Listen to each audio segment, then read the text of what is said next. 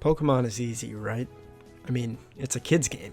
Pokemon Nuzlocke, though, now those can be hard. And Pokemon XD, it's also a pretty hard game. So let's see if I can beat XD with some Nuzlocke rules. So anytime my Pokemon faint, I can no longer use them. And since you can't really do random encounters, I'm just going to limit my team to 10 Pokemon total that I can use. Okay, let's get to it. So the game starts out with Shadow Lugia attacking a ship with only 2 people on it for some reason. And oh baby, we start with a level 50 Salamence. Just kidding, it's a level 10 Eevee. But you know what? Our Eevee is a modest nature, so that's actually pretty good. So we find our sister at Luigi's mansion for some reason, then head back to the lab where we get the snag machine, and then the professor just gets kidnapped by big chunky guy. Then we're in our very first fight against our very first shadow Pokemon, which is Teddiursa. So we catch Teddiursa with a Pokeball, but unfortunately the professor still got kidnapped. So naturally,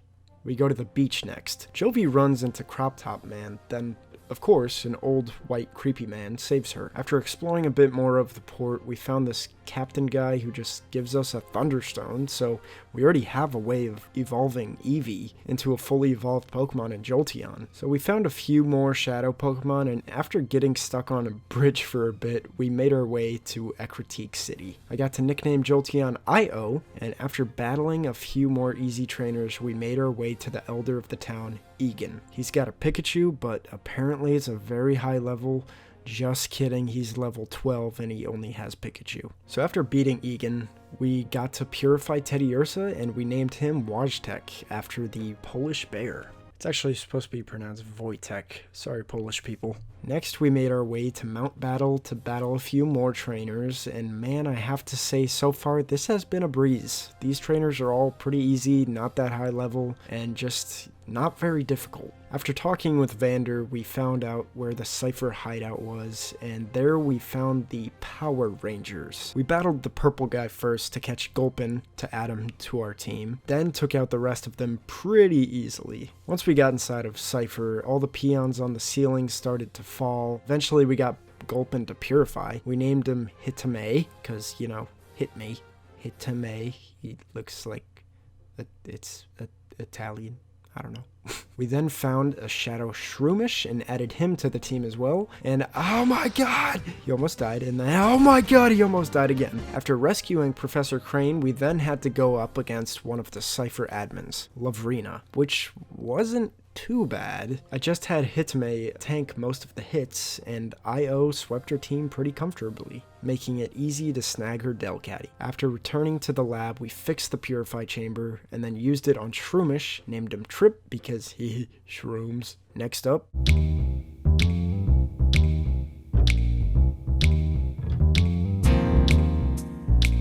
Pyrite Town. Just kidding, we went and talked to the Dorito of a man, Duking, out in the middle of the desert, followed by us stumbling upon the man, the myth, the legend, Mirror B. Unfortunately, after countless attempts, we were unable to join Mirror B's crew, and we were forced to face him in battle and beat him. And goddamn, his music in this game slaps too. After heading back to ONBS station in Pyrite, this guy passed out.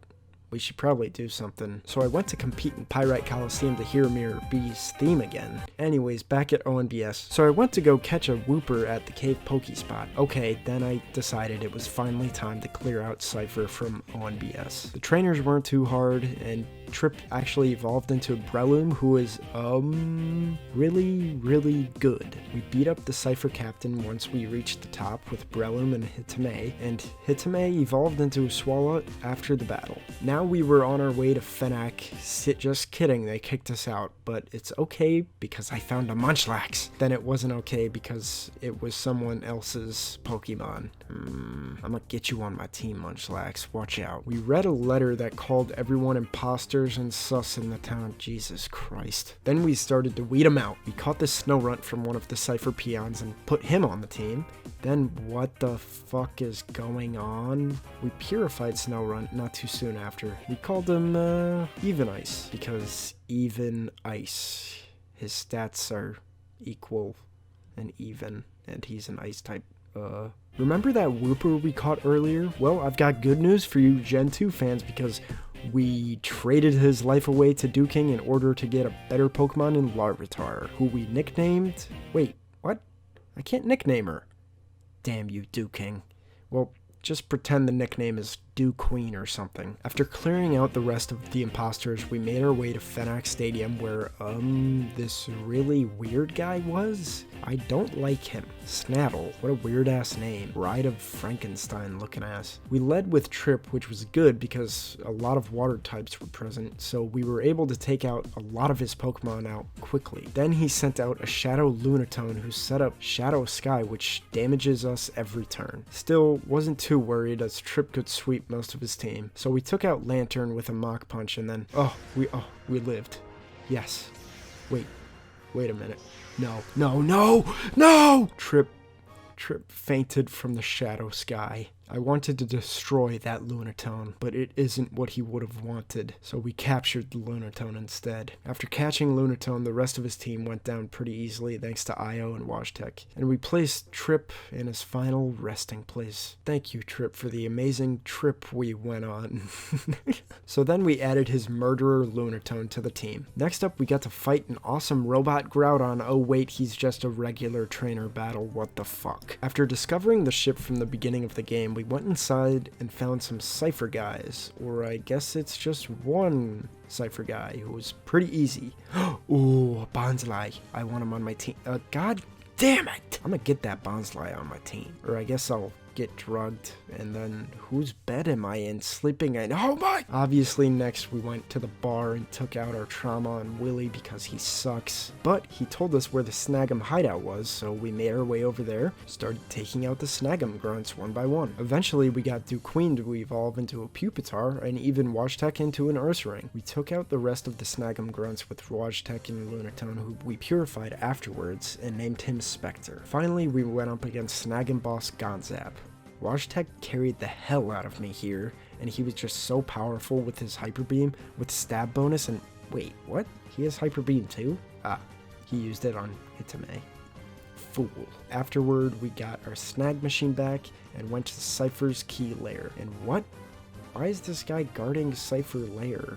He looks so out of place. So we trashed Zook and moved on to the next guards, but we just drugged them instead. Once inside, we found a peon who had a Shadow Growlithe, and Growlithe is like my favorite Pokemon ever, so we caught him, and also a Shadow Shelder, putting those two on the team as well. I wanted to purify these two right away because they evolved from evolutionary stones, which I happen to have, so after purifying them, we named Growlithe Slider and Shelder, Sheltspur. Get it? Then we evolved them, and wow, look at Arcanine go, and look at Cloyster, go too. Once we got up to the top, we sweep the Cypher peons with Io and Slider. Then it was time for the next admin in Gorgon. He started out with a Celio and Lairon. I wanted Io to take out his water types, but I was really scared of Lairon if he had Earthquake. Luckily, we swept through his Pokemon until we got to his Shadow Primate, which, after paralyzing him, he took revenge on my Io and killed him. This one hurt a lot because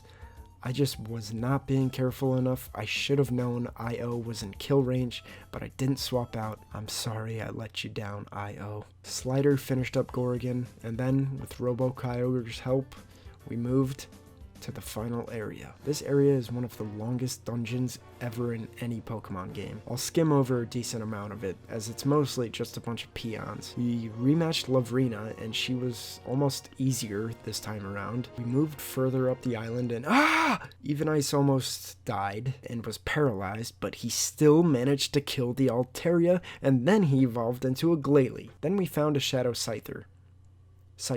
I've been waiting to rematch Snaddle, to really fuck him up bad this time for what he did to Trip. So Slider one-hit KO'd his Scizor with a ×4 weakness Flamethrower. Then we started stockpiling on Hitame. Finally, Hitame unleashed the Spit Up and didn't even take out Quagsire. But the rest of his team was a breeze, luckily. Not sure if this next guy would be a breeze though. Ardos had some powerhouses, so I decided to set up Cypher to sweep most of his team. With little help from Even Ice, we were able to get Cypher going. Eventually, he was just left with his Shadow Snorlax, and thanks to Morning Sun, nobody was lost in this fight. Then it was finally time to Just kidding, we can't break through glass. Then look what asshole decided to show his ugly face. I've been waiting to rematch Gorgon to get payback for Io. Washtec and Spectre made a pretty good team and were able to take down his own Ursaring. Then Cypher decided to pop off, getting 2 stats up from Silverwind. Then, at last, I decided to embarrass the fuck out of him by putting his Poliwrath to sleep with Even Ice. Now, I knew the next fights would be the toughest ones, so I decided it was time to let loose the monster I've had in my party. I used my rare candies on Pupitar till it was level 55, and then we canceled its evolution, just so it could learn Earthquake. Then we evolved him. It was time to fight Eldest, and with Even Ice putting his shadow Pokemon to sleep, Dewqueen began to destroy. Salamence was a scary one because, Even Ice holding 1 HP again. That pissed off Dewqueen though, so we outraged to finish off the rest of his team. Now we go to the final boss of the game, Master Grevil. I was feeling pretty safe now that I had Tyranitar, but he's also infamously very difficult. First, we had to fight or try to catch Lugia. And, remember that Chansey that was with Shadow Scyther? I accidentally used a Master Ball on that Chansey, so, yeah. Fuck. Lugia was really scary because he dealt a lot of damage with Shadow Blast. I was dumb by sending out Tyranitar though because I ended up killing him when he had 1 HP left. And oh my god, wait. My team wasn't healed and we had to immediately go into the next battle. We got some of Grevil's weaker Pokemon out, like Rhydon, by catching him. But due to my team being at low health and Grevil having the freaking legendary birds, Moltres killed Washtec, and at this point, I had enough. I sent out Spectre, protected with Slider, and said, fuck Shadow Pokemon, fuck catch rates, and fuck you! The explosion ended up killing Moltres and putting Executor in catching range. I was not dealing with another legendary bird, so I just used Overheat to one-shot Articuno. Finally, we had Zapdos, who, again, I expected to take down in one hit with Ice Beam, but instead, he was comically frozen. And after 2 balls, he was ours and the battle was won. But it was not without its casualties. Trip, Io, Washtec, and Spectre watched the sunrise and the clouds part after their deaths had finally been avenged. But I still had one more score to settle. Mount Battle, the worst area in all of Pokemon, the place that robbed me of my Ho-Oh in Coliseum. After rigorous training and trading, Cypher evolved into a Scizor, and my team was finally ready to take on Mount Battle. Honestly, Mount Battle didn't take much effort until the 80th floor. Then we started to face some legendaries, but even those couldn't withstand Dewqueen and Cypher. Swords Dance and Dragon Dance helped out a lot in sweeping those teams. And at last, we finally reached level 100. His team had a Salamence and a Metagross to start. After tanking a Fire Blast from Salamence, Shelper one-shot Salamence with an Ice Beam. Metagross then went down after a couple of Earthquakes from Dewqueen. Then, it was Cypher's time, as he sent out his Latios. I was a little worried about slacking, but thanks to Slider, we were able to take him out with a well-timed Overheat and Extreme Speed combo. Then Cypher Silverwinded both the Latis, and we had won. As for a prize, we got to pick one of the Johto starters. I settled on picking Cyndaquil, trying to replace that Ho-Oh from Coliseum. And as for the nickname, I was thinking, again, something similar to Ho-Oh, but I guess starting with a C for Cyndaquil. So, something like Ka-Ok? Or Cock? Oh, fuck it!